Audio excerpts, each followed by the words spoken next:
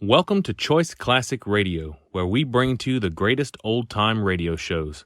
Like us on Facebook, subscribe to us on YouTube, and thank you for donating at choiceclassicradio.com. From Hollywood, it's time now for... Johnny Dollar. Randy Singer, Johnny. Oh, hi, Randy. How's the New York City Police Department these days? Well, the department's fine. Me, I'm not so sure. Well, then maybe I'd better run on down there and cheer you up a bit, huh? Yeah, you'd better come down here on account of Mary Grace Marshall. Hey, how do you know Mary Grace? The point is, you do. Well, matter of fact, I just got back from a weekend in that town of yours. Yeah, Mary Grace and I had a ball. We took in a couple of shows, did the nightclub routine. Yeah, I know. Even spent Sunday afternoon together out at the... What do you mean, you know? Johnny, your little girlfriend's been murdered. What? Yeah. Randy, have you got any leads, anything to go on? Yeah, Johnny, plenty. Then I'll grab the first plane. Yeah. You'd better.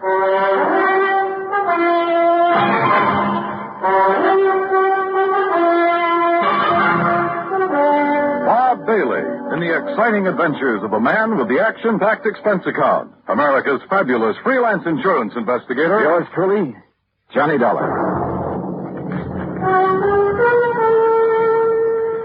Act one of yours truly, Johnny Dollar.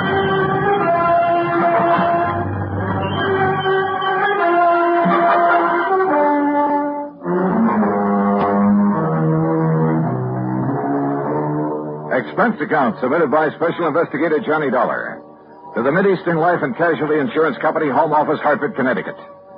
Following is an account of expenses incurred during my investigation of the Mary Grace matter.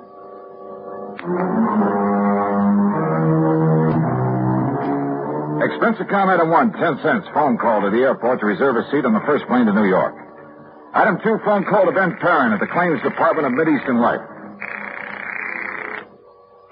Aaron here? Ben, this is Johnny Dollar. Oh, hello, John. Now, listen, I'm on my way down to New York at your company's expense, though the expense part is beside the point. What? No, just wait a minute. Mary Grace Marshall has just been murdered.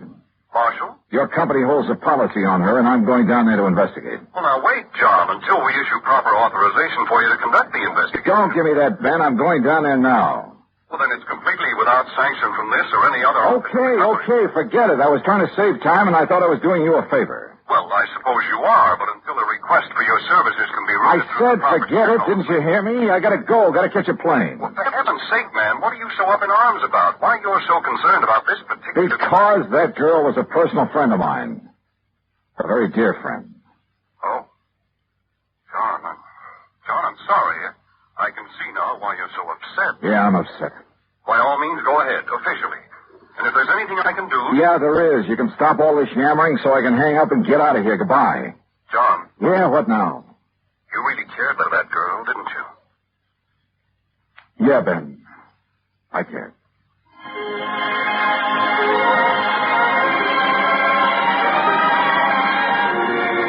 Expense account item 3, 920. Cab to the airport and plane ticket to New York. The trip down there gave me time to think. And thinking about it hurt. Mary Grace Marshall. Tall, brunette, and very beautiful. And as straight a girl as I'd ever known. There was a time a few years ago when I'd hoped she might marry me. But she wanted to stay with her successful career as a fashion designer. And she was right. I'm not the marrying type either. So we just remained friends. We had a lot of fun together. Theaters, dancing, occasional nightclub. Sometimes the long hair stuff, a recital or the opera. I would go to the zoo or the circus, a boxing match or a baseball game. Or just go for a quiet walk in the park.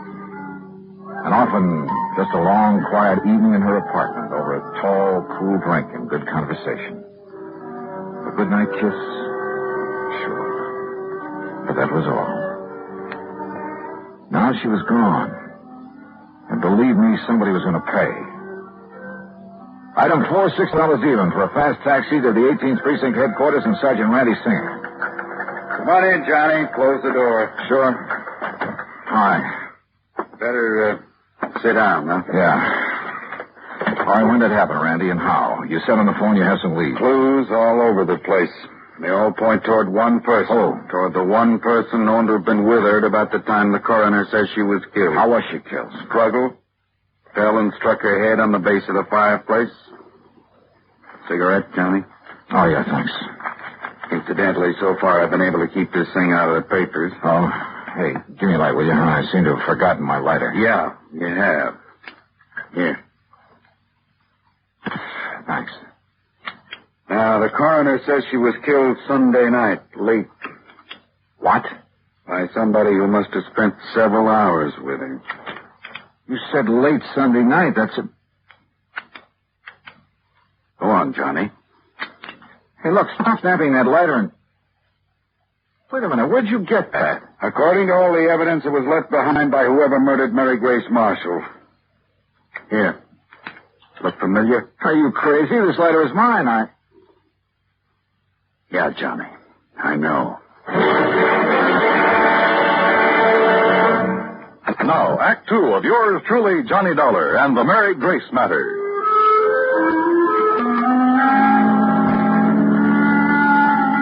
Mary Grace Marshall, an old friend, a very dear one, murdered in her New York apartment on East 77th Street.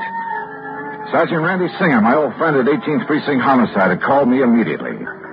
And when I got there, showed me a very damning piece of evidence. Presented to Special Investigator Johnny Dollar by the International... Sure, of course it's my lighter. And I must have left it in Mary Grace's apartment Sunday night. But that certainly doesn't mean that I killed her. Coroner says she died about the same time you were there. Oh, how do you know what time I was there? Wife of Charlie Walker, the building superintendent, Johnny. She saw you leave. That isn't enough evidence to convict a fly, and you know it. There's plenty more. Yeah, like what? Your fingerprints all over the place? Well, sure, I told you. Cigarette butts, same brand you smoke. So what does that A prove? lot of them, Johnny. Like a very nervous smoker. Well, I was with her all evening. Doing what? Oh, now, look, Randy, surely you can't be serious. You can't think for a minute. You that look, Johnny. This is my case, nobody else's. I'm keeping it that way. I've kept it out of the papers. I think you know why. Oh, sure I know why. Because we've been buddy-buddy for so long, you want to be sure that if anybody hangs me, you will, for old time's sake. I asked you what you were doing. Well, let me tell you something, Randy. That girl meant a lot to me. What were you So doing shut up Sunday and tell night? me what other evidence you have, what you know that can help me find out who... I'm sorry, Randy. Sure, it's your job. I'd probably do the same thing to you under the circumstances. If you didn't, I wouldn't have any use for you. But don't you see... Okay, look. We spent Sunday afternoon at the zoo, the Bronx Zoo. Went up on the subway. We walked a lot, got pretty tired. I promised her a dinner at the Chambord over on 3rd Avenue. But she said she had some food at the apartment, so we went back there. Then we just sat around and talked, played some music, that's all. And had some drinks. Yeah, I picked up a bottle of scotch on the way. How many drinks? Oh, 1 or 2 light ones is all. Sorry, Johnny, that bottle was nearly empty. But that's him. Who discovered the body? Mrs. Walker, wife of the apartment super. The one who saw you leave shortly after hearing the screams that made her... Screams? Yeah, that made her finally go up and look in the Marshall girl's apartment. She's crazy, Randy. You're lying. Can you prove it? I'd like to talk to that woman. I think you She's off better. a rocker if she told you. What'd you say? I think you ought to see her. Huh? But if I'm your big suspect. Sure you are. Until you can help me prove I'm wrong. We drove over to the place on 77th Street in a prowl car. Everything was exactly as it had been when I'd left Sunday night, except that there were signs of a struggle, as Randy had said. A chair and a lamp had been knocked over, the hi-fi shoved aside when she'd fallen at the fireplace. Even the bottle of scotch from which I'd poured a couple of small... What's the matter, Johnny? Well, I'm not sure, Randy, but I'd have sworn I left this bottle out in the kitchenette where I... Huh? Hey, are you making more print? Yeah. Look, this bottle of soda, 3/4 full. You don't kill most of a bottle of scotch with only this much soda. Unless you're drinking it straight. Oh, who drinks it straight these days? An alcoholic? Or somebody who needs a jolt for his nerves. Maybe. Want to go downstairs and talk to the super's wife? Yeah, let's.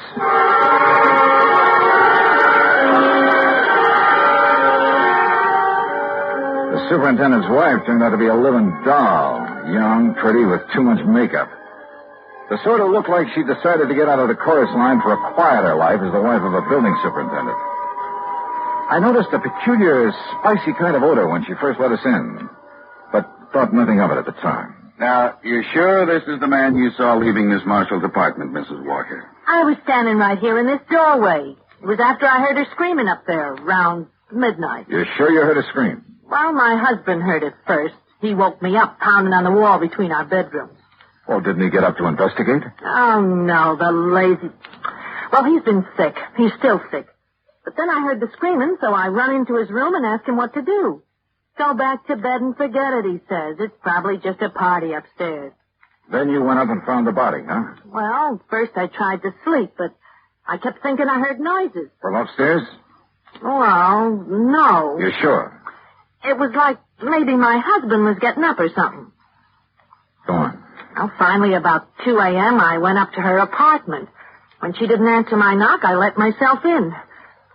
And there she was, dead. Who called the police, you or your husband? Him? Huh. This night I told you he was sick. He still is. I'd like to talk with him. Oh, sure. If he's sober enough.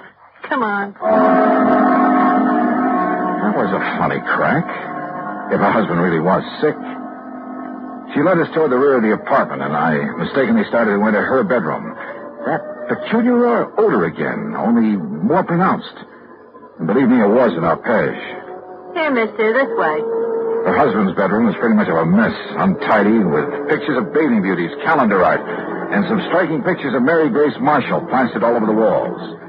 This room had an odor about it, too, of stale booze. Here you are, Charlie. No, I tell you, I don't want any more of that stuff. Well, you seem to think it'd make you feel better. I did. What did you... Oh, the cup again. That's right, Mr. Walker. And this is the guy I seen coming down from your girlfriend's apartment after all the screaming. His name's Johnny something. You actually heard screaming up there, Mr. Walker? Yeah, awful racket. Woke me up. Scared me. What do you mean? That poor girl up there. All alone. Only she wasn't alone. But then it stopped. I figured maybe I'd been wrong. Had a nightmare or something. Yeah, sure. A dream about her. You think about me for a change instead of dreaming about that dame. Shut up. Talking about her, dreaming about her. Sneaking around to have a look at her when she came in. Shut up, I tell you. If you wasn't sick, I think you'd sneaked up there and done her in because you couldn't have her. Will you take her out of here? It wouldn't be the first time a drunken bum has killed somebody. Shut up! Mrs. Walker, I thought I told you this man was supposed to be kept quiet. Oh, well, now, look, Doctor, Doctor, I walk in here and find this sort of thing going on. Go on, all of you. Out of here while I attend this man. Just a minute, Doctor. Out immediately. This is a heart case complicated by a very serious virus infection. Doc, if I can have just one minute... Later, officer. I must save this man's life. Come on, Randy. You too, Mrs. Walker. Sure. He's been getting alcohol again, strictly against my order. Now, look here, Mrs. Walker. No, wait. Huh? Come on upstairs with me again. Oh? What'd you think of? A couple of things, Randy, that I believe will clinch this case so fast. Come on. Act 3 of yours truly, Johnny Dollar, and the Mary Grace Matter.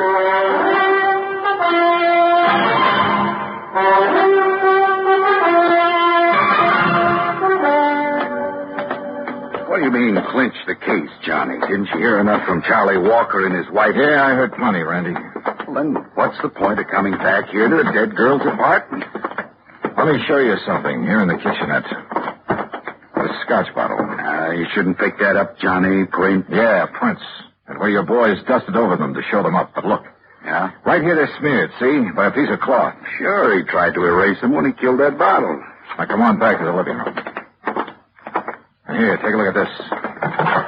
What's the hi-fi set got to do with I it? told you Mary Grace and I sat here Sunday night talking and playing records. So? This record on the turntable is the same one we were playing just before I left her. Look at it. Dolorima by Vingetti. Never heard of it. We shut it off because it got too noisy. And the death scene from that opera, huh? Listen.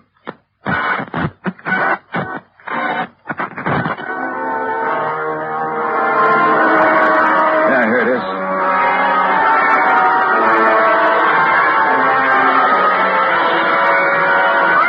Holy. That sounds like somebody... Shut it off. I'll be done. Sure. The screams that Walker and his wife said they heard. And that record's what gave him the idea. And now it's a matter of pinning it on him. All right, what have you got for his motive? Motive? Are you kidding? Didn't you see those pictures of all those beautiful those babes he has on the wall of his room? And the pictures of the Marshall girl? All right. He was gone for Mary Grace, talked about her, dreamed about her, had her pictures all over his room, but she wouldn't give him a tumble. All right. All right. So he hits the bottle heavier than ever on account of this frustration over the Marshall girl. Wouldn't be the first time that sort of thing has happened. Happens all the time. So if he can't have her, he's going to kill her. You see my point? Yeah, and it's well taken, Randy. All right. Last weekend, you're taking his dream girl out on the town, having a good time with her, doing all the things he wished he could do. Go on. Well, it's too much for him, driving him out of his rum-soaked mind. Then he hears that screaming on that opera record. It gives him the idea. He wakes up his wife so she'll hear it, too, so his wife will think somebody's getting killed up there. But he doesn't let her go up there, right? Sounds good, Randy. After his wife goes back to bed, that's when she saw you leave, he goes up there and kills the girl. But if he was as sick as he appears to have been... John, a time like that, a man gets superhuman strength. Strength of a madman, they call it. And listen. I'm listening. His wife said she thought she heard him walking around, remember? I remember. So that's it. She finally got up, came up here, and found the body. So naturally, she tied it all in with the screams her old man woke her up to hear. And that suited him perfectly. She couldn't help but alibi for it. Come on, let's get downstairs again. I realize, Johnny, it's all circumstantial, and I still have to pin it on him. Or her. But I'll hold him on suspicion. Or her. The same circumstances would work just as well for Walker's wife if she were the killer. Yeah, but what about the motive? Jealous wife. Jealous of somebody taking that drunken bum out of her hair? That funny odor I noticed about her when I first stepped into this place. I finally remembered what it is. Hey, I noticed that, like a cooking spice. Well, it is sometimes. Cardamom seed. Cardamom? Yeah, they used to call it the drunkard's friend. A man could booze all night, chew a couple of cardamom seeds, kiss his wife good night, she'd never be the wiser. Well, I'll be. That odor was so strong in her bedroom that... Well, maybe she's the lush, huh? Hey. And tried to make the same thing out of her husband. On the excuse it would make him feel better. You mean he isn't a heavy drinker, Doctor? No, he is not. Doctor, you said he has a heart condition. A very serious one. Complicated by a... Yeah, I know. Could he possibly have got out of bed, climbed those stairs Sunday night, struggled with, and killed someone? The odds against his surviving such a thing are 1,000,000 to 1. 100 million. All right, I heard it all. That means you're going to start accusing me of killing that girl up there. Mrs. Walker, I told you to stay out of your husband's room. Yeah?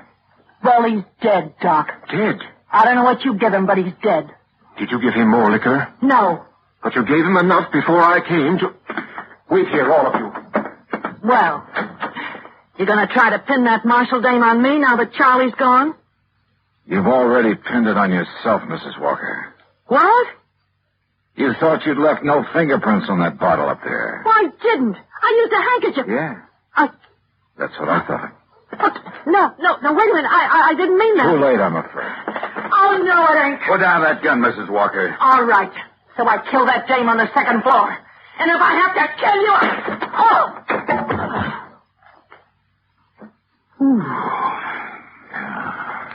Thanks, Doctor. It's quite all right, sir. Well, Randy, there's your killer.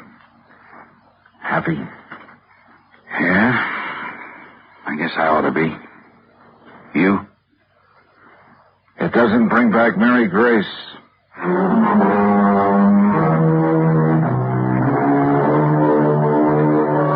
Expense account total, including transportation back to Hartford? No, wait. I took on this case myself because of Mary Grace and, well, whatever she may have meant to me is none of the company's business. Oh, sure, you'll have to pay the claim on her policy. But let it go at that, will you? The rest is on me. I want it that way. Understand? For old time's sake.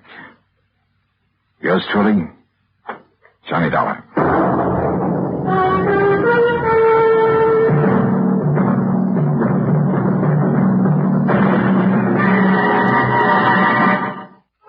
Be sure to join us next week, same time and station, for another exciting story of yours truly, Johnny Dollar. This is Dan Cumberly speaking.